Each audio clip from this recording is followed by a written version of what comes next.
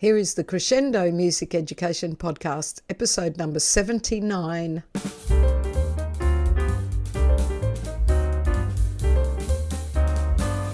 This podcast is being recorded on the lands of the Turrbal people. I acknowledge them as the traditional owners of the land and pay my respects to elders past, present and emerging. They were the first music makers on this land. And welcome to the Crescendo Music Education Podcast. I have a special episode. I'm actually joined today by the Kodály Queensland Committee. I am a proud member, general member of the committee. We meet sometimes, we Zoom, we meet in person, we run amazing workshops and webinars, and I get to talk to everyone on the committee.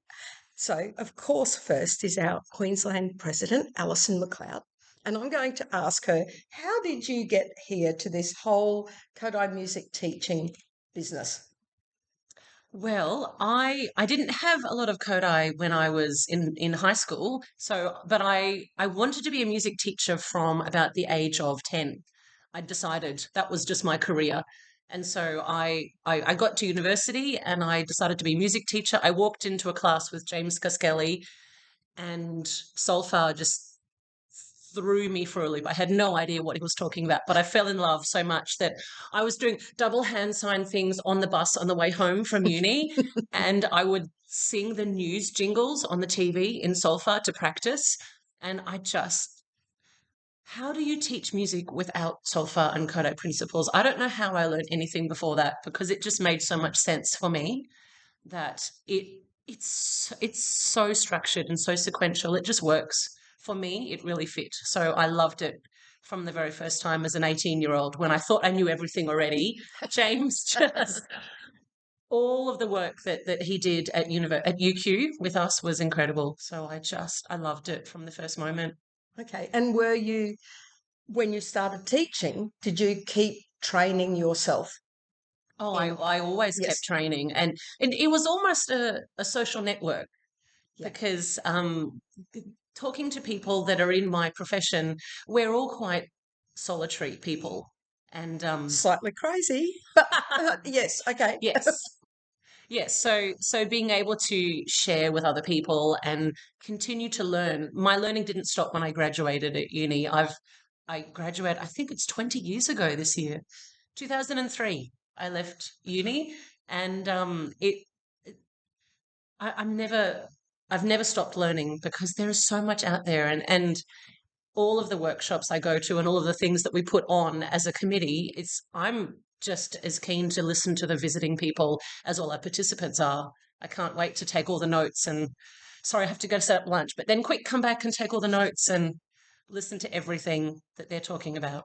So, in fact, you're talking really about how being involved in the Kodály Committee impacts and improves upon your own practice.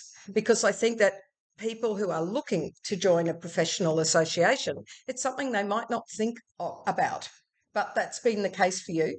It certainly has. As I was saying, the social network of people that talk my language, because music is almost like speaking Japanese to people at my school.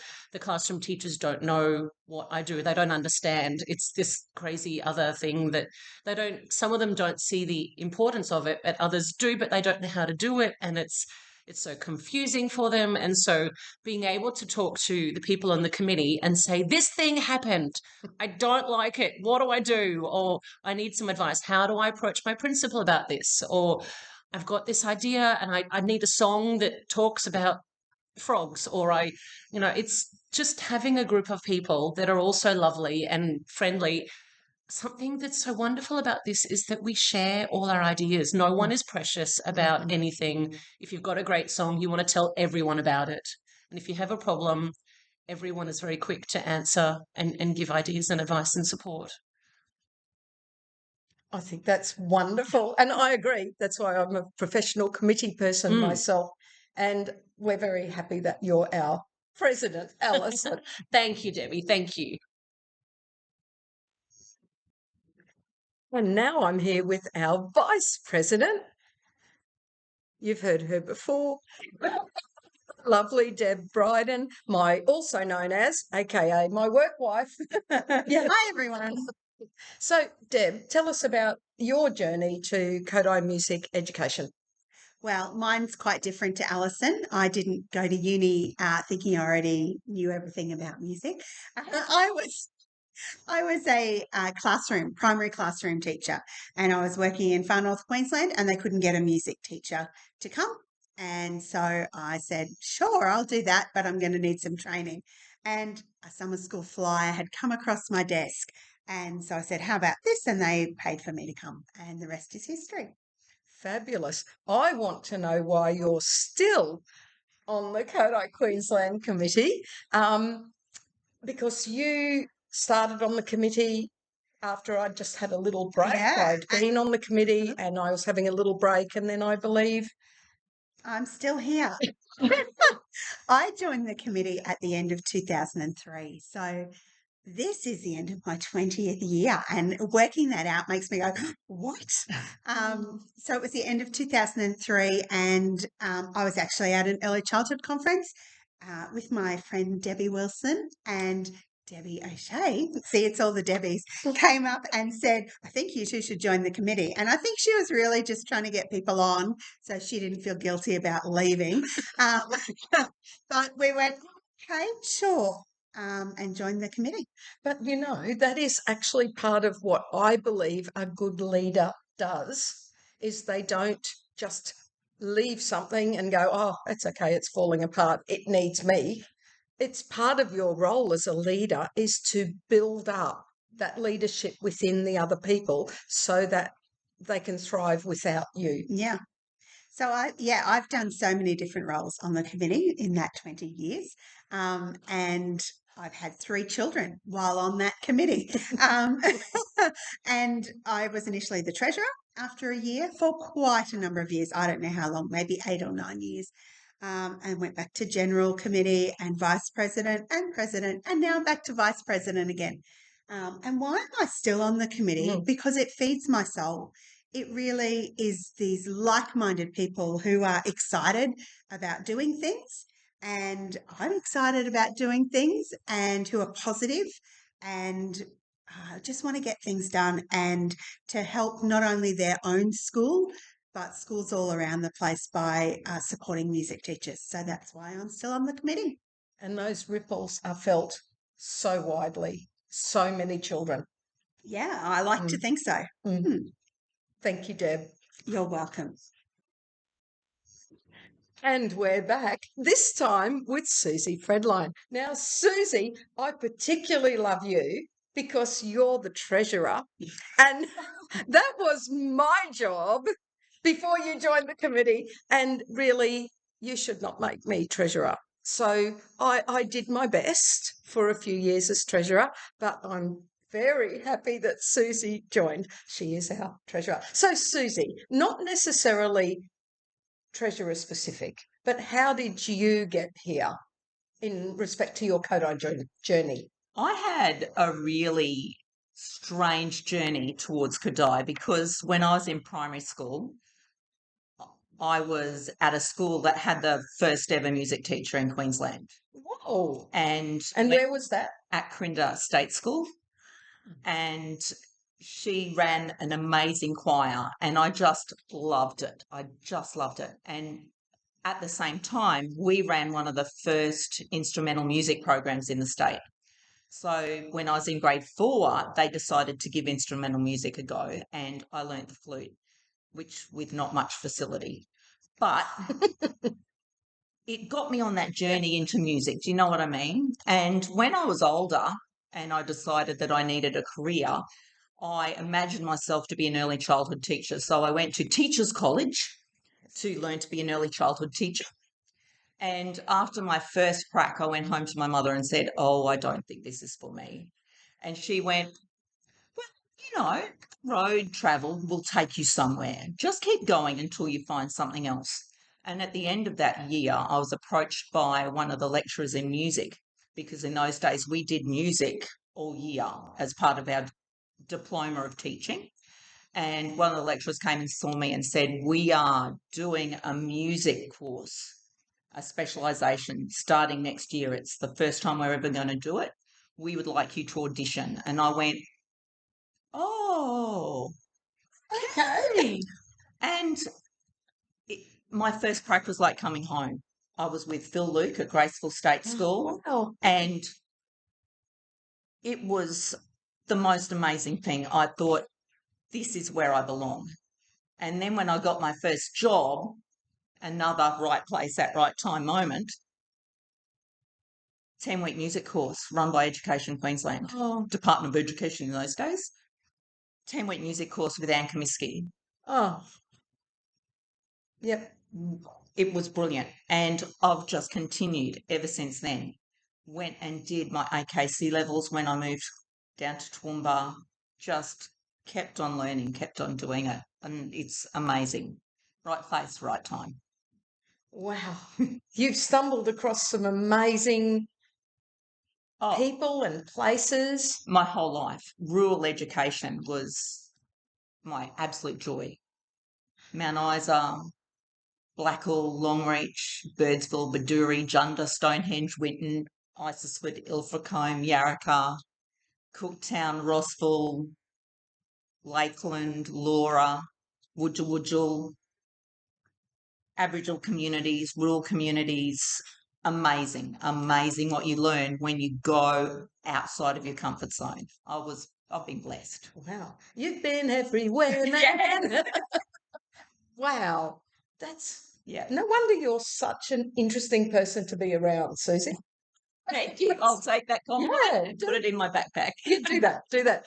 Tell me and all of our listeners, why should they bother to be involved in professional associations? Now, of course, we're talking Kodály because that's us. We're here, Kodály Committee. But for you, it could be your Orph Association or Delcros or ASME. There's many professional associations that might call to you.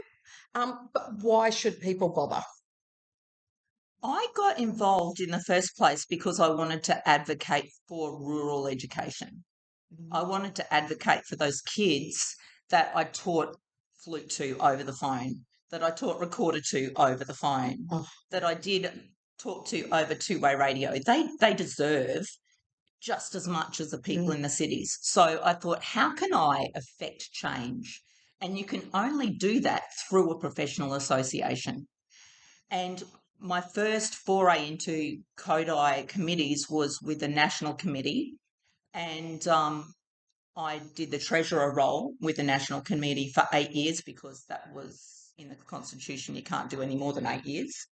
And I'm still doing their payments, their day-to-day payments, because I think that overarching power of the amount of members you have in that National Committee is really, really important. I came on to Queensland Committee because you asked me at National Conference and I went, I can do that. And in the back of my head, I was thinking, this is where we affect change. This is where we affect change in the state in which I teach. This is where we do the outreach and we get the people in. This is where I can talk to people and say, do you have a love of music? Do you have a teaching degree? Come and get trained and take on a music teaching role. Oh, but I don't have my AMUS A in 7 instruments. You don't need your AMUS A in 7 instruments. You need to have an innate musicality and a desire to learn how to connect with children. And if you can connect with children already, half the battle is done.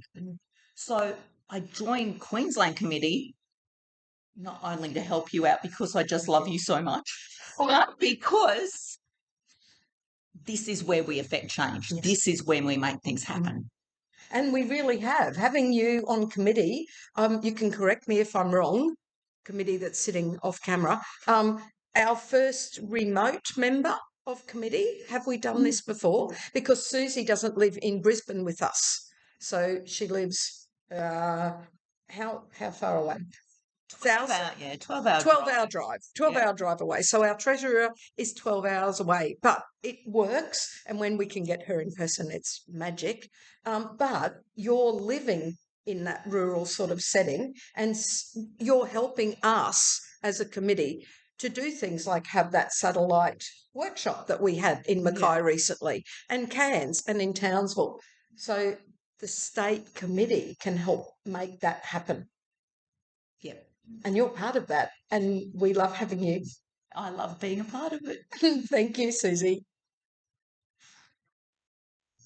And now I'm joined by the lovely Heather Francis. Heather is a general committee member, like I am, wearing a fabulous crab brooch. I do love that. When you get to see the video version, you'll love the brooch. Now, Heather, tell us about your journey to Kodály Music Education. Okay, so I guess the very first part of it was that I had a mother that sang to me. That's the very, very beginning. And then the next bit might sound a bit familiar. So I was at a school where we had the first music teacher who had an amazing choir. And then, Hold on. and we had instrumental music, and I started to learn the flute. Yes, I went to school with Susie Fredline. And in fact, we grew up together. She lived behind my house. So we actually grew up together, which is amazing, which is so nice to her to be on committee with me. Wow. Yeah. And you sing together, don't you? Still? Yeah, when we can. Yes. Yeah. Whenever we've got a choir project, we stand next to each other. So I learnt the flute, and I also was learning the piano, and I decided that I loved the flute, so I went to audition to go to the conservatorium as a flute player. So I got into the diploma course there, and then I decided after 2 years that the only job I could do, being a flute player, because there were 10 other flute players graduating the same year that I was going to graduate, was to be an instrumental teacher. And I thought, I don't want to be an instrumental teacher. Oh, but I do like singing in choirs, and I was such a great music teacher. Maybe I should be a primary school music teacher. So I changed courses to the degree course at the Con and graduated as a Bachelor of Music Education. And so that's how I sort of got there and got my first job. My husband, we got married a year before I finished. My husband got a job at Cleveland, so I said, "Oh, we need a job somewhere near Cleveland." So I got a job at Rochdale Primary, and then And have you been working in primary schools ever since then, basically? Yes. So I fell pregnant and then left Rochdale and then went to another school. I went to Cleveland, near where we were living. And then I had another baby, and then I kind of it all lost the plot for me when non-contact time came in. I found that transition very tricky, having little ones at home. So I went, no, I don't want to be a teacher anymore. So then I did a bit of flute teaching, but then after a while, when all my kids were at school, I came back to primary music, and I did 2 different jobs. I did flute teaching in a school, and then primary music in a school for 16 years until I couldn't do 2 jobs anymore. Yes, you get then I'm to just that. in one school now doing primary Good. music. And for those of you who don't know, that when non-contact time came in, when we first started teaching in primary schools, in the olden the days, teachers used to have to bring their kids and sit in the class with them.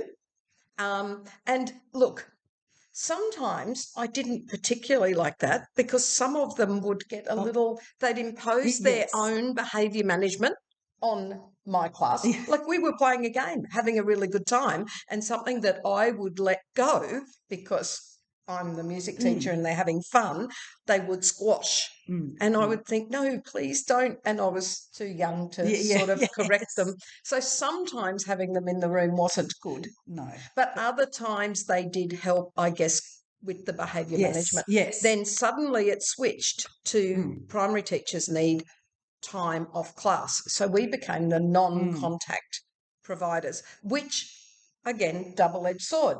It sort of saved our jobs because they needed us. That's right. But it meant that we were seen as less important because they didn't see what we did.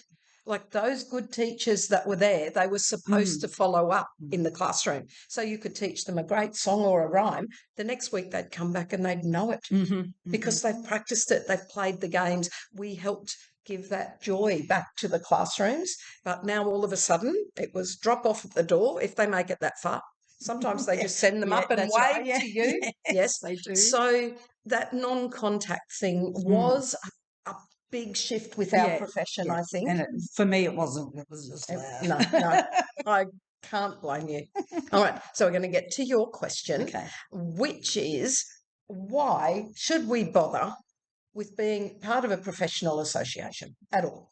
So I think it's really important to to give back, and the Kodály Queensland Committee just runs amazing events, or Kodály Music in general run amazing events, and I think it's just a way of helping out, but giving back to new teachers, people retraining, and we're all really good friends, and it's just fun.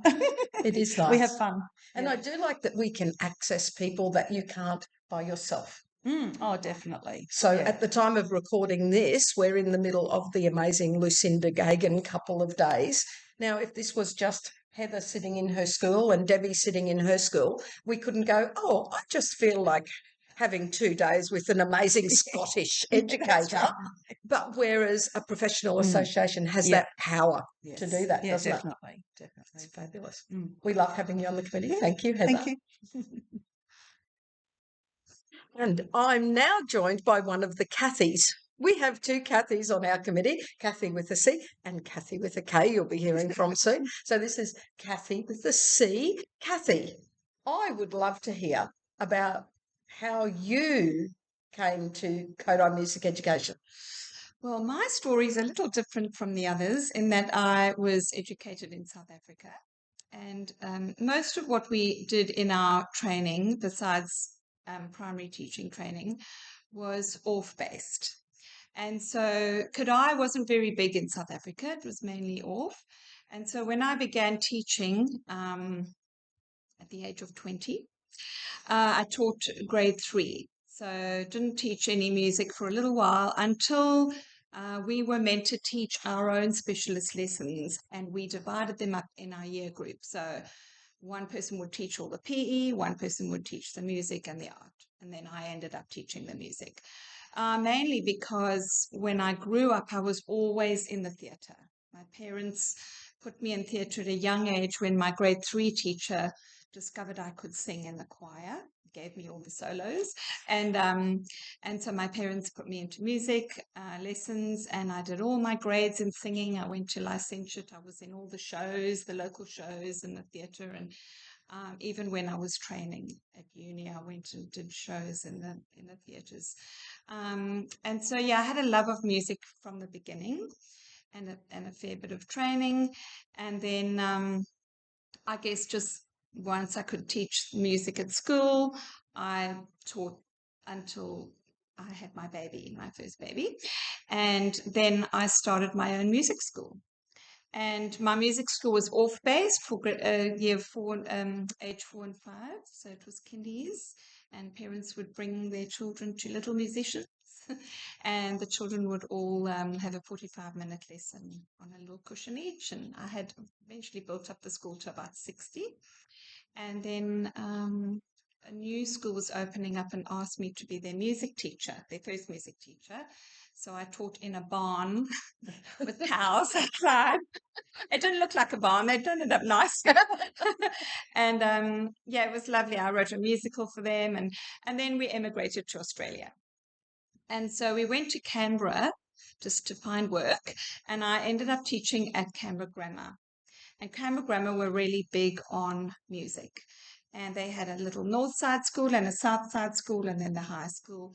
And they used to fly Judith Johnson in for a weekend to give us PD, just our school. We had PD with Judith. And suddenly Judith arrived, and I was like, who is this woman? And I just fell in love with Kodály, and I thought, I wish I could live in Queensland so I could study under her. And so guess what I did? So guess what I did? Let me guess. I moved to Queensland. And I studied under Judith. She was lovely. And I went to UQ. In the year I had a third baby and fell asleep often at the computer doing assignments.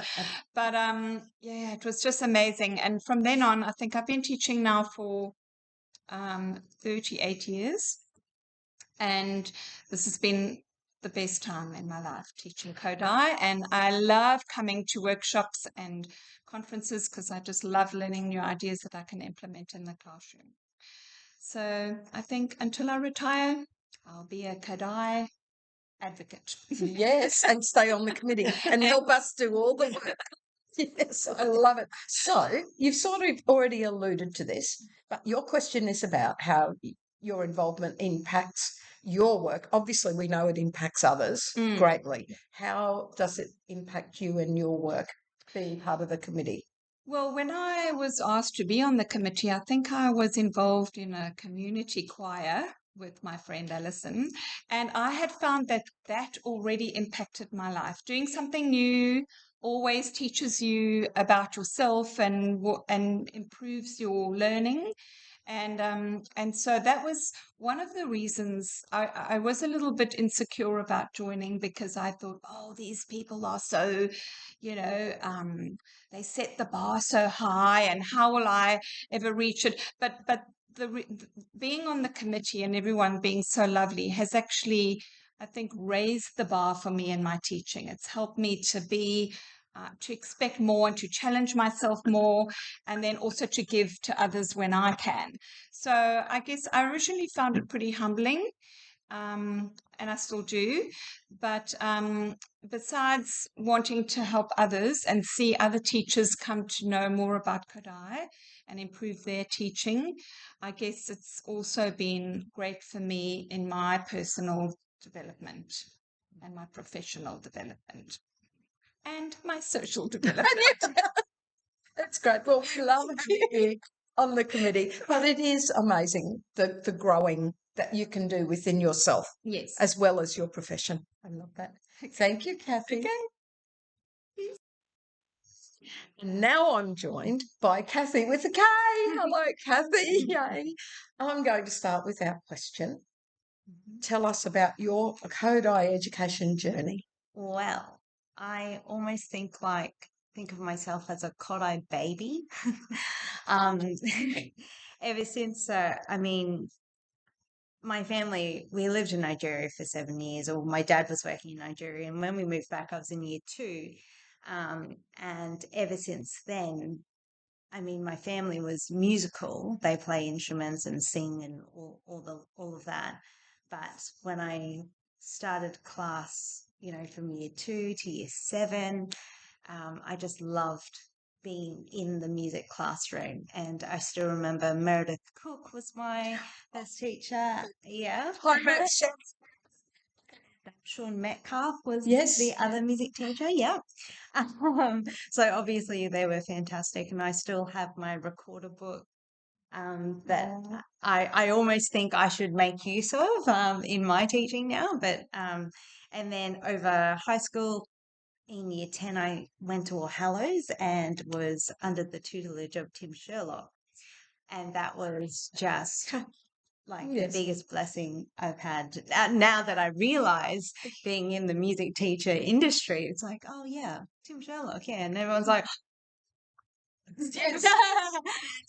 I'm just I'm sad that I didn't get him from year 8 to year 12 and only 10 to 12, but the impact he made on me at that point for me, what was really great was that the solfa just kept going. Like in primary school, it's just stepping stones. You're building that tower. And the foundation was so strong from primary school that once I slipped into year 10, I was so in love with it as a young child that it was like, oh my God, this is where it's at. This is Disneyland for me, and I just loved singing, and my class was amazing, like the students and everything. And then I knew, I guess, from when I was a really young child, I would play teacher with my dolls. I wrote out a role, and my brother still says I'm really bossy, and I guess that's a common trait. But I just knew I was always going to be a teacher. And my parents' friends would ask, oh, so what are you going to study? And I go, yeah, music teacher. And they go, oh, not a lawyer or a doctor? And I went, no, I love music and I love teaching, and I think I'm pretty good at it for now. Yes. And so I went to study music and teaching at UQ, and my piano teacher was a bit disappointed that I wasn't just doing piano performance and that I was always just going to go into teaching. And I mean, that's one thing I sometimes regret, that I didn't actually just focus on performance and get as much musical knowledge as I could before actually getting into the teaching.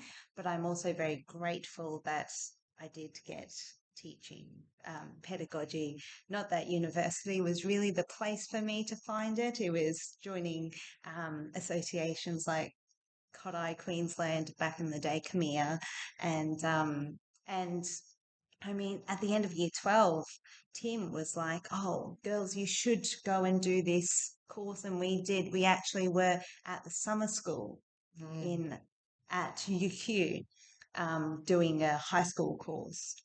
But yeah, so Your foundations.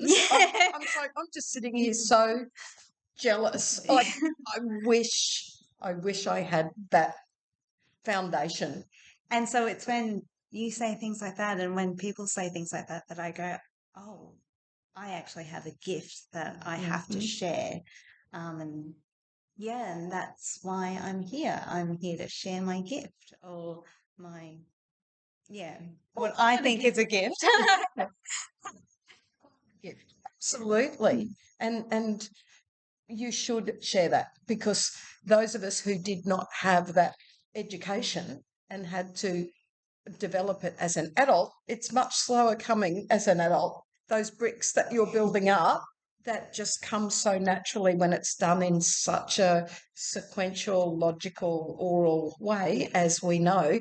You have that, and that's lovely. So I'm glad you've ended up here to give it back. And I've just always loved singing, so I think that really goes well with this philosophy, and that it's so accessible. I've always been in choirs, and I was in the Australian Youth Choir since I was in year 4, and I had Sarah McGarry be my conductor there. Yeah, So many names.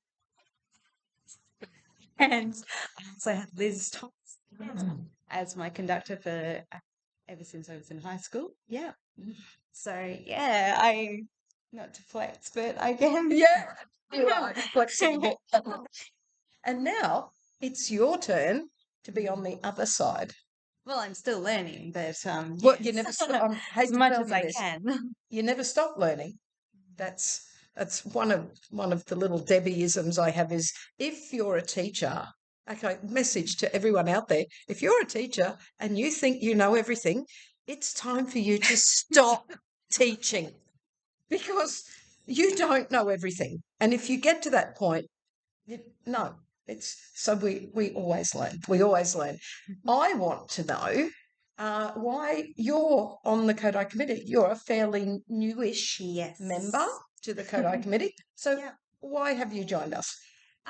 I guess I think it was Alison, because we sung Infusion together. But I have been on other committees for a long time, and I thought, well, actually, I'm really tied with Kodály Queensland, just in who I am. I really should see of other options in that committee and see what I can do. I do think I try to help as much as I can, but what really, really got me going was that to see Deb and Debbie on the committee, and there's so much to learn, and how much more can you get from just going to workshops and seeing them than to see them every month. And for me, it's the thinking processes that they go through and how they go about affecting change.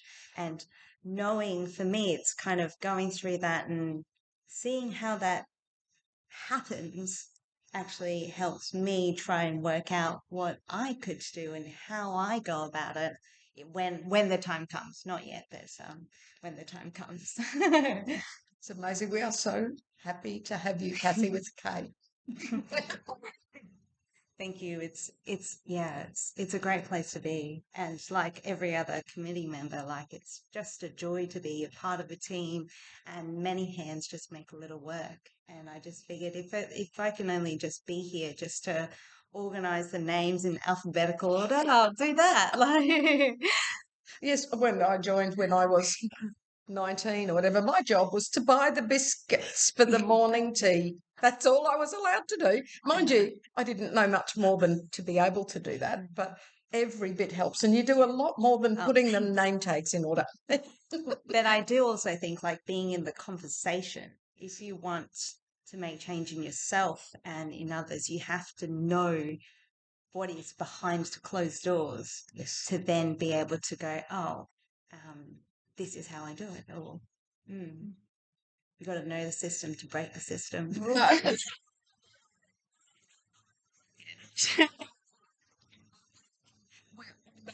Me of, is it a Marie saying, Marie Hennessy, that it's better to be at the table than on the menu.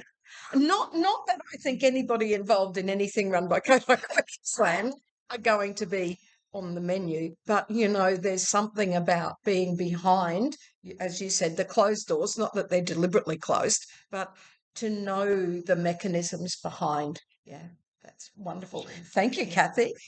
Thank you.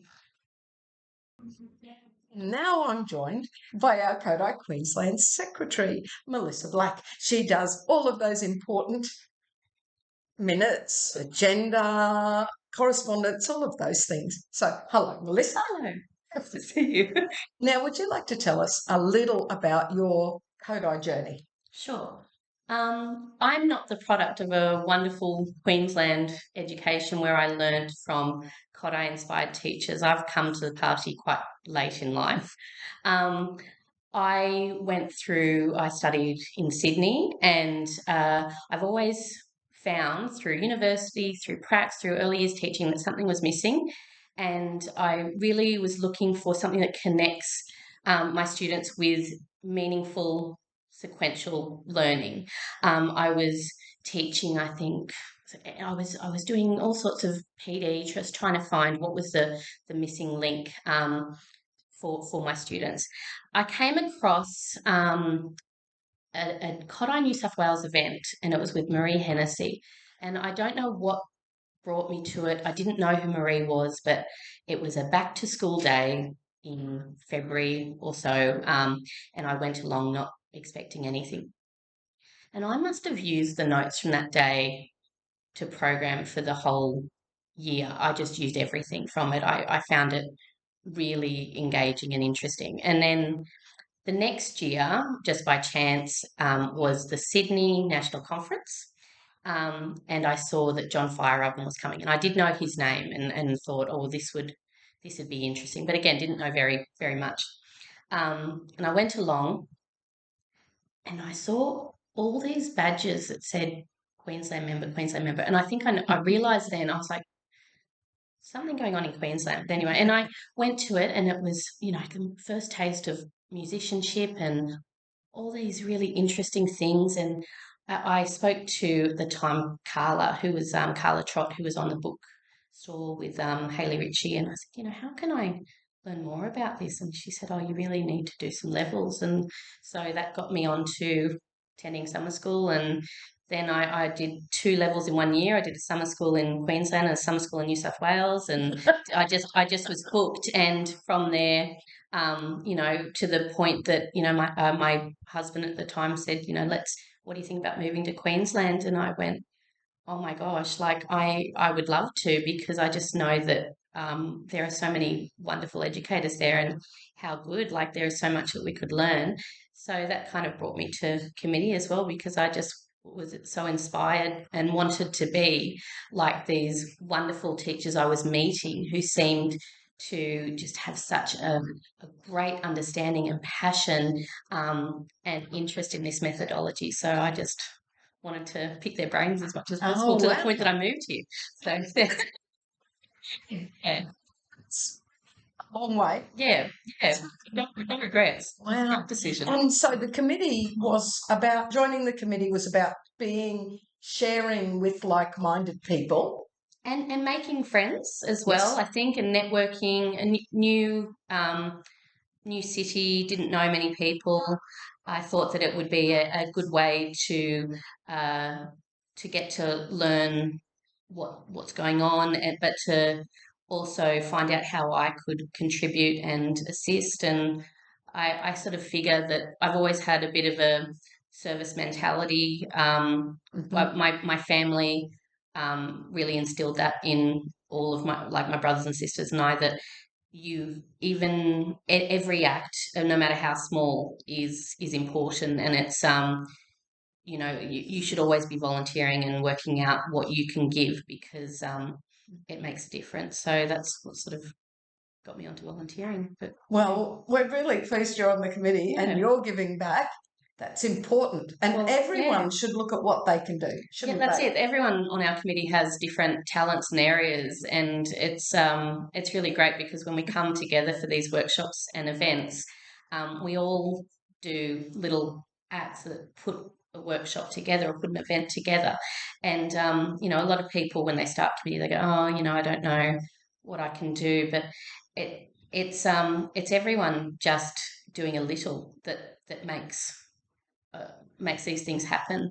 And it also personally is really, I think it gives a lot back to you. You feel good when you are working with others to put something together. There's a collaboration with that. But also, I suppose, when we have workshops like that we've just attended today, there's a product at the end of it. You're also learn. There's people who, especially in Queensland committee, there's people who've been on committee for a long time, and you're able to use your knowledge and skills, but also you're learning from them every time that we meet or speak or work together. And particularly, I've really enjoyed doing editing for resources, like fabulous Debbie and Deb working on our Musical Beginnings 2.0 at the moment, and so something as little as editing to check that there's no notational errors, or everything, the spelling's all correct. Like, that's something small, but I figure that we're all you're able to gain something from that. It's so important. Every little bit, whether you're buying the biscuits for afternoon tea, or you are a champion editor, I must say. You're getting nearly everything as we work. I'm very lucky. I just sit on the, what's the saying? You sit on the shoulders of giants, because we've just got some fabulous people up in Queensland, and it's been really wonderful being on committee. And I've been here since we moved here, so 2015 or 2016 or something. So it's certainly worthwhile, and the people on it are just so friendly. I think you surround yourself with wonderful colleagues and teachers who, music nerds like myself, who want to come on weekends and attend these sort of things and learn and be the best teachers that they can be, so that their students are learning, best practice from the teachers, so that the students are learning as much as possible. And it's really exciting every year, because you get to think about, who can we invite this year, or what can we do that we haven't done before, or there's this new curriculum, how can we assist our community, what gaps do they have, where do they need support? And it feels really good to be able to do that. Always different, always exciting. Yes, I love it. That giving back, so important, and finding your people. That's true. Thank you, after our community. You are amazing. Thank you. Thank you for having me. And now I am joined by Karen Gordon, one of our hardworking committee members. Hello, Karen. Hello, Debbie. Now, I want to start finding out how you got here, where you are now on our Kodály Committee in Queensland. Well, my Kodály journey actually goes back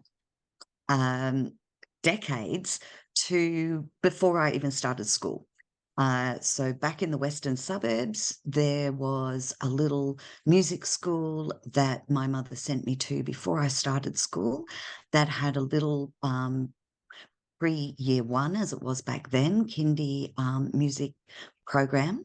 I was also very fortunate to go to a kindergarten in Chapel Hill that had a very progressive coordinator and kindy teacher, and there was a piano there that I was allowed to use one finger on.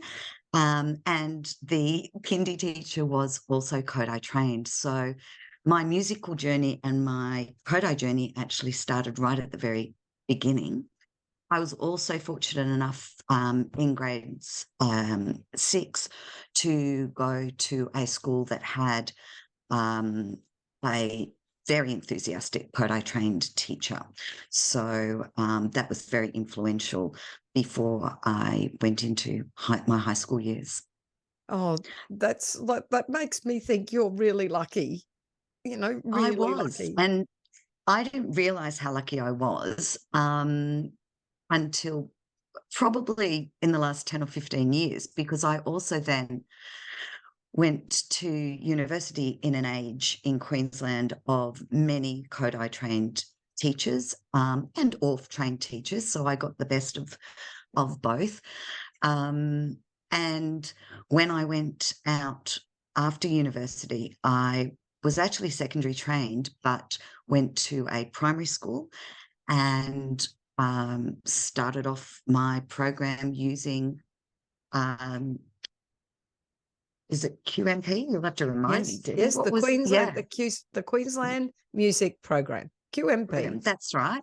And it was just natural for me. It flowed naturally, and I just assumed that every other primary school music teacher was using that program and knew all the songs like I did. So, or researched the few that I didn't coming out of university. So that's, yeah, definitely how it started.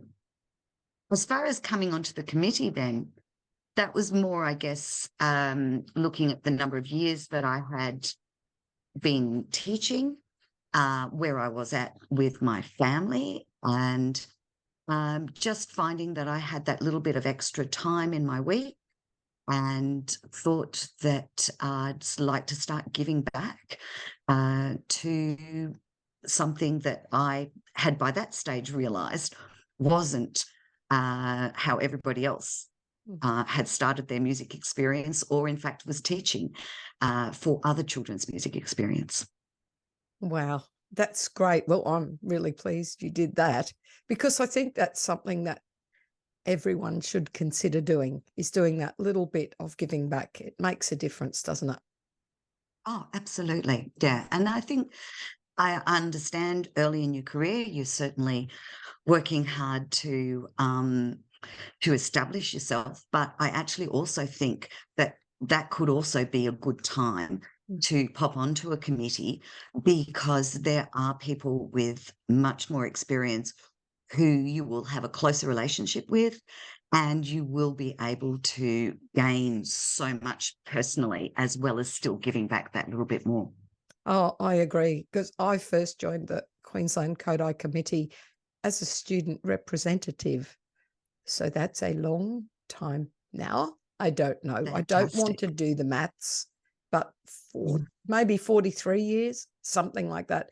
And it was amazing. In my early years, I've been on the committee, basically had a little break, but ever since I've been on the committee. So I loved being on the committee then, seeing these great people. I mean, my job was buy the biscuits and help set out the tea and coffee. But, you know, it's a job that had to be done. And I learned from these amazing people. So what do you think, talking to our listeners out there now, why should they consider joining a committee, it doesn't, now we're talking Kodály because that's, I guess, the heart of our philosophy, but any music education, I belong to ASME, and, you know, many other people may be in their ORF association, you've mentioned, and other music ed committees. What would be the advantage for them and for other people? We've already touched on it, but what else could we add? Yeah, there certainly is a dual gain in as much as you are able to help out in some way, even if it is only buying the biscuits. And I still don't mind doing that right now. You are good at that, Karen. Apparently. But I think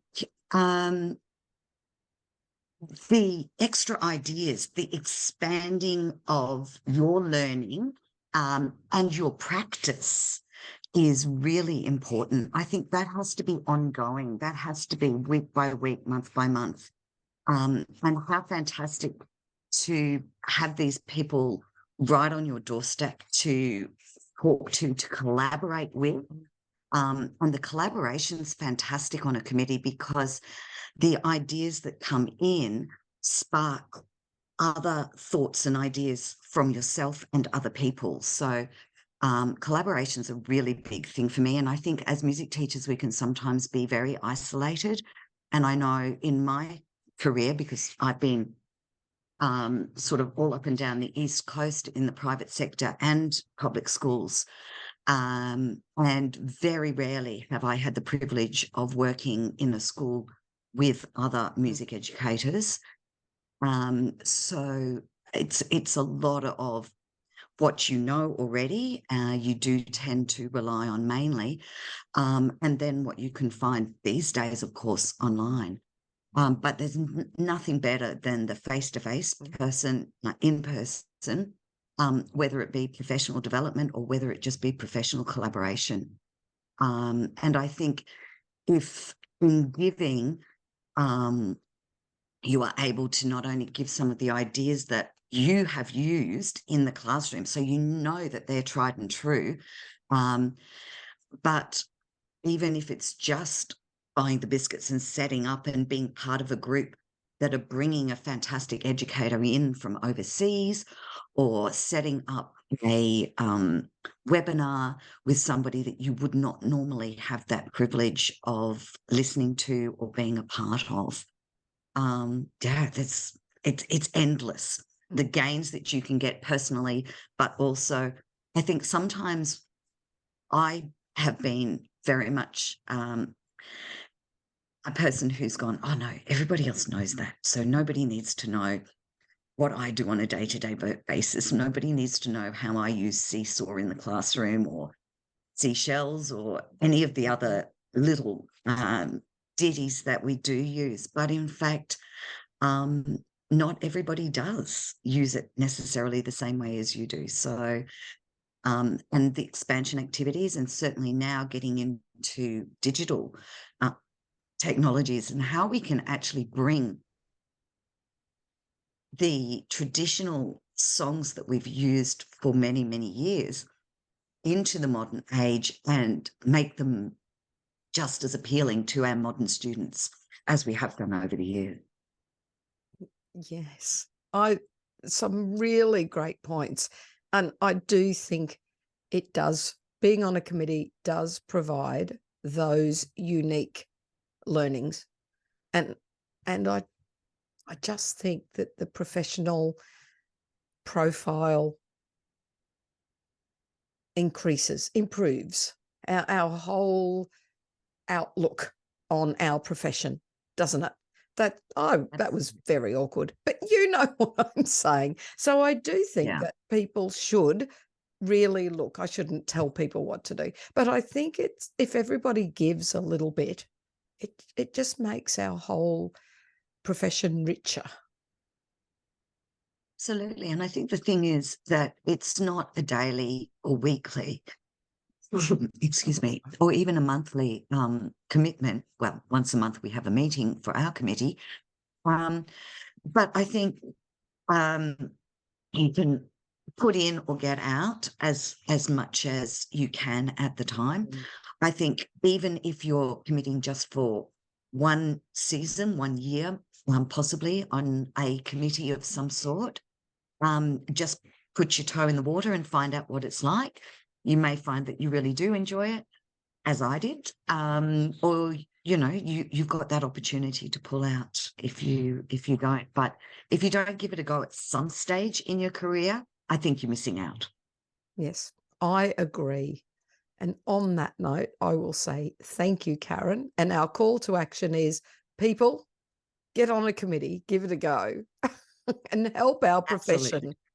Yeah. Any way you can. Thanks, Debbie. Thank you, Karen.